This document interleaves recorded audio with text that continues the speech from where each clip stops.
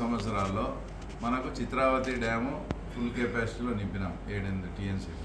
పైడిపాలెం కూడా దాదాపు 4.5 నుంచి 5 టీఎంసీలు నింపినా కూడా ఒక్క ఎకరాకు అదనంగా కూడా జగన్మోహన్ రెడ్డి ప్రభుత్వ హయాంలో ఏమన్నా నీళ్ళు ఇచ్చినారేమో రైతులకు, దానికి సమాధానం చెప్పమంటే చెప్పరు.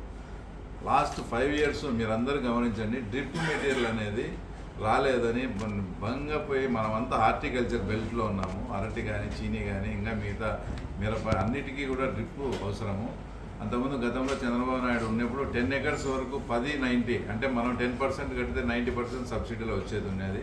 అది గత 5 సంవత్సరాల్లో ఎక్కడా కూడా లేకుండా చేసినాడు. ఏమనంటే పాత బకాయిలు ఉన్నాయి, అది ఇదని. పాత బకాయిలు ఉంటే అది జనరల్గా రొటీన్ ప్రాసెస్. ఆ డ్రిప్ సంస్థలకు 100 కోట్లు 50 కోట్లు ఇచ్చే కూడా మళ్ళీ ఇస్తామని వాళ్ళు చెప్పినా కూడా ఇవ్వకుండా గత లాస్ట్ 5 సంవత్సరాలు డ్రిప్ మెటీరియల్ లేకుండా కూడా రైతులను సర్వనాశనం చేశారు. తర్వాత ఇన్సూరెన్స్ విధానం కూడా అది ఎవరు నేనే కడతానని చెప్పి అతనే ఒక ఇన్సూరెన్స్ కంపెనీని సృష్టించి ఆ కమిషన్లు కూడా అతనే తీసుకొని ఇప్పుడు కనీసం ఇన్సూరెన్స్ మనం అమౌంట్ కట్టుకుంటే ఆ ఇన్సూరెన్స్ రాకపోతే మనం కోర్టుకు పోయి కూడా తెచ్చుకునే సందర్భాలు ఒక అథారిటీ అని ఉంటుంది. నువ్వు కట్టింది తెలియదు, కట్టంది తెలియదు, అది ఎవరికి పడుతుందో తెలియదు, ఆయనకు నచ్చిన వాళ్ళకి ఇచ్చి నచ్చిన వాళ్ళకి ఇవ్వకుండా అతను ఈ క్రాపింగ్ కూడా వాళ్ళకు బుద్ధి పుట్టినట్లు చేసి ఆ రకంగా ఇలా చెప్పుకుంటూ పోతే చాలా. ఇంకా ఈ మధ్య అన్నగారు మన స్టేట్ పార్టీ ప్రెసిడెంట్ గారు చెప్పినట్లు వచ్చి మద్యం కేసు చిన్న లాస్ట్కు వాళ్ళకు చాలా అనుచరుడైనటువంటి వాళ్ళ ఇంటి పక్కనే వచ్చేసి ఉన్నటువంటి డేరంగుల కృష్ణయ్య, అంటే మంగళకృష్ణ అంటారు, అతను కూడా నిన్న ఫేస్బుక్లో ఏ వ్యాపారాలు లేక మా జగన్ సార్ను మద్యం సారాయి అమ్ముకునేదానికి కూడా దించి ఆ కుటుంబాన్ని సర్వనాశనం చేశారని అవినాష్ రెడ్డిని, ధనంజయ రెడ్డిని, కృష్ణమోహన్ రెడ్డిని టార్గెట్ చేస్తూ ఫేస్బుక్లో పెట్టారు.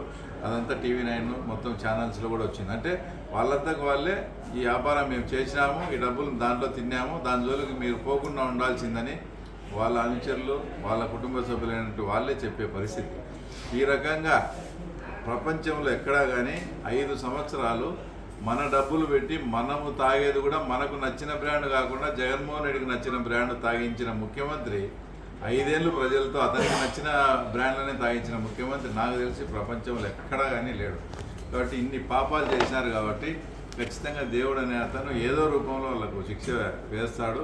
ఇప్పుడు అవన్నీ కూడా కొలిక్కొచ్చి మద్యం కేసులో జగన్మోహన్ రెడ్డి తప్పించుకునే సమస్య లేదు, వివేకానంద రెడ్డి కేసులో అవినాష్ రెడ్డి తప్పించుకునే సమస్య లేదు.